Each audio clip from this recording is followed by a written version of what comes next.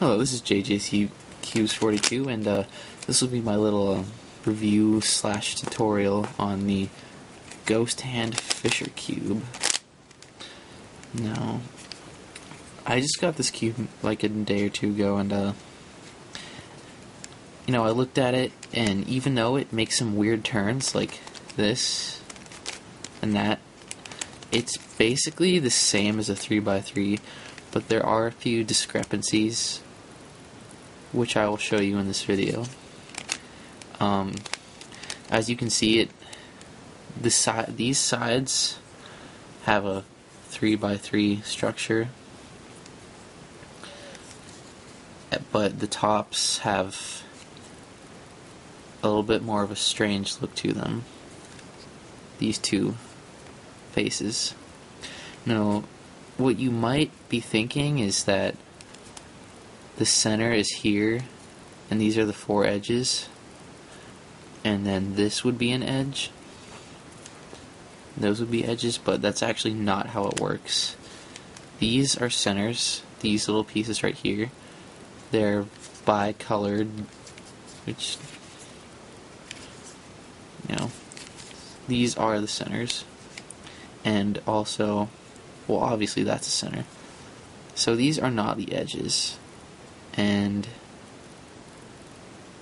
neither are these.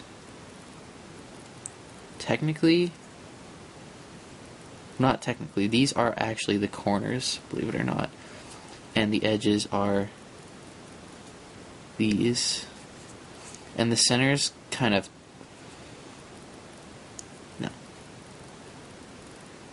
these two are, I'm sorry, I'm just making this really confusing.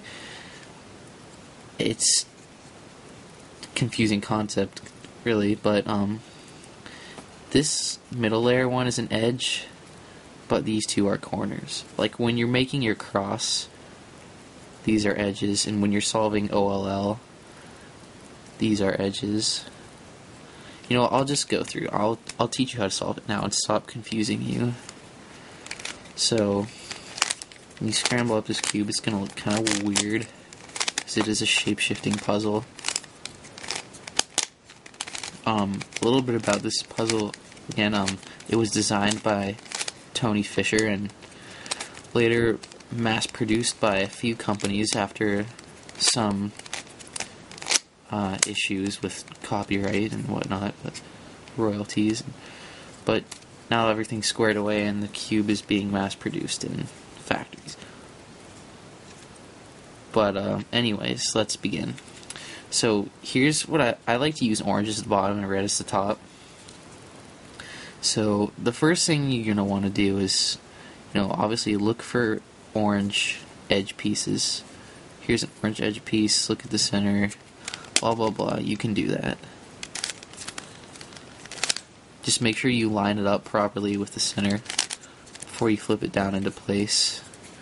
I'm just going to quickly finish up across. I'm pretty sure that's clear. Just make sure you have the center oriented properly.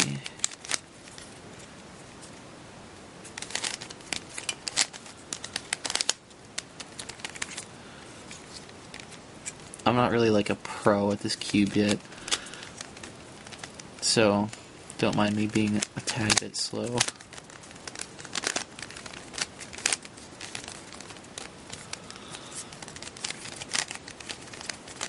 Yeah, that's all fine and dandy. You know how to make a cross. But those are the edges, those are the centers. Now you want to go on to F2L, which is a little bit different. So you want to look for orange corner pieces. Here's a corner that has orange on it. I know it's only two colors, but it is a corner piece. This side basically would be the side that had this. Should be two sides and this the front of it, but it's not how it works, and I'm being confusing again, but whatever. So there's your corner, and there's your black edge thing that you're gonna pair it up with. So once you have that, it goes into place. It's a little easier probably than even regular F2L on a cube, because you only have to worry about 2 different colors.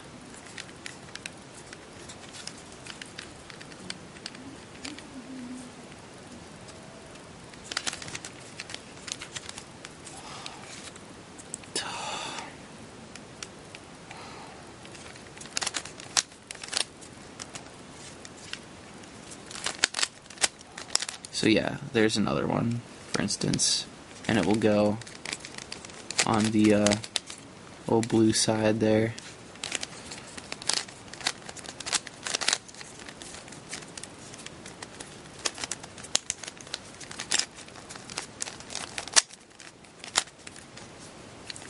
And if you're wondering, yes, I am actually recording this video on top of a cardboard box. I'm sitting on the floor right now, and other people are sleeping, so I don't really want to disturb them by going downstairs, but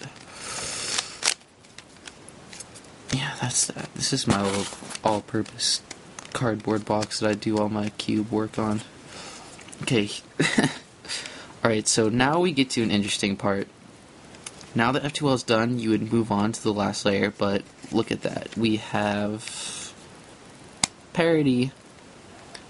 And I don't know why, but on this cube you can get parity cases when solving OLL. Like, you have a 1/4 cross right here, and my guess is as good as yours as to why that happens, but it does. And I found out a little trick to fix, well, not a little trick, but what you basically have to do is, like, remove one of your F2L pairs.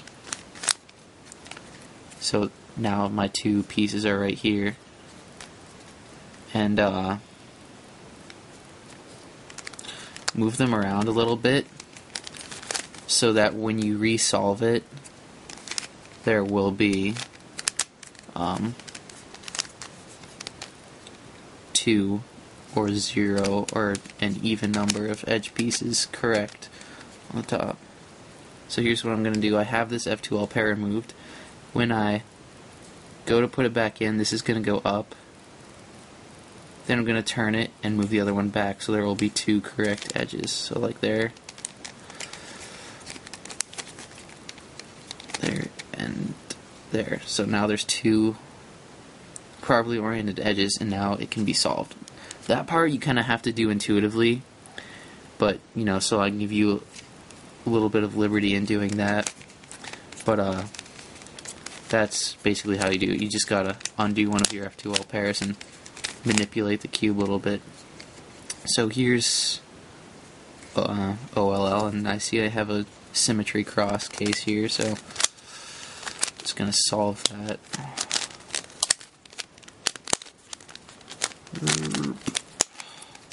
Sorry. Okay, now we have PLL.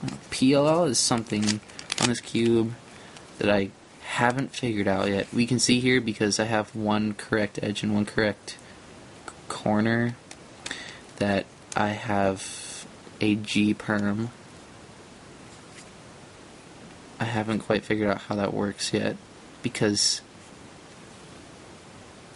when you hold it, like, you would think that it would go like this, and then you would wait, it doesn't turn like that. So, funny thing, huh? But anyways, what I have found out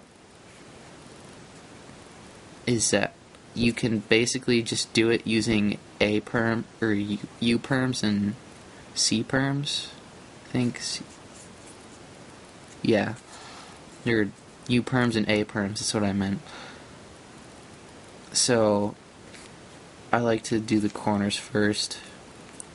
So I'll just do a little corner cycle to get these in their right places.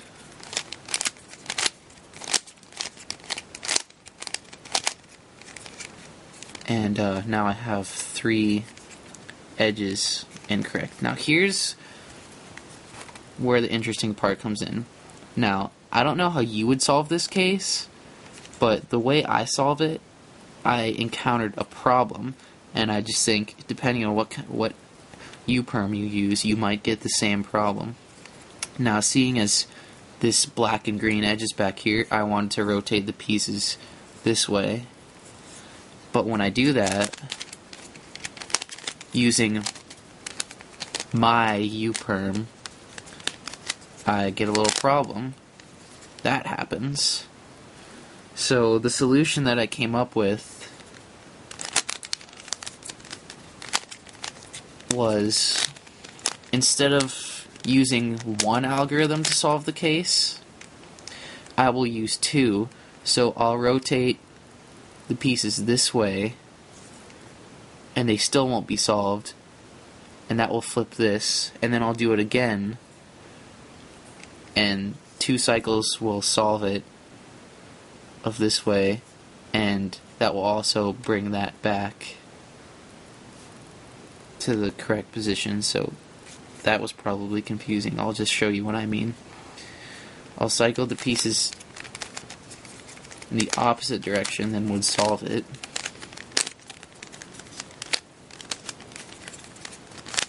So I just cycled them like this. Now this is incorrect. Now I'll do that same algorithm again.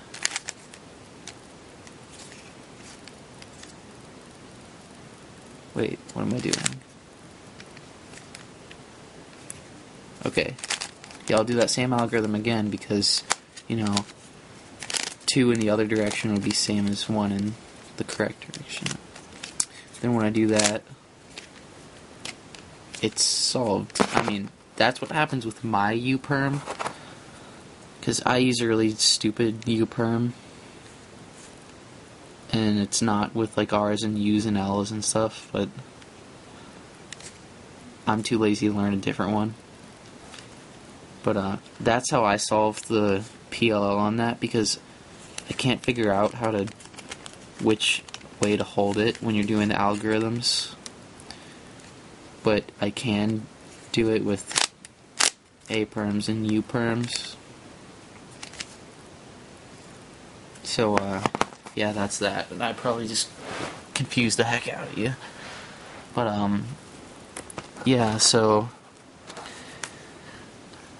it's an interesting puzzle. It took me a while to figure out how to solve the OLL parity, but that wasn't too big of an obstacle, and then I got around the little center flip-flop thing. But overall, this cube, I don't know, just as a cube, like, it doesn't really function that well. It's really kind of cumbersome to turn, and it just doesn't turn very well. I think Mefferts makes one. I would probably think that the Mefferts one is better than this, but I think it was out of sale or out of stock or something, so I just got the Ghost Hand one. It's not that great. And then again, I haven't lubed it yet, but So that's that. If you have any questions on my confusing explanation, you can feel free to ask, because I'm sure that I made very little sense. Sorry about that. I was so rudely interrupted by the poor memory space on my camera. I actually ran out of disk space as I was finishing up the video. But yeah, what I'm trying to say is, I don't know if you're confused by my poor explanation of the cube, just feel free to ask any questions. There's probably some other videos you could look at too if mine was confusing, but yeah. Either way, thank you for watching. Please subscribe.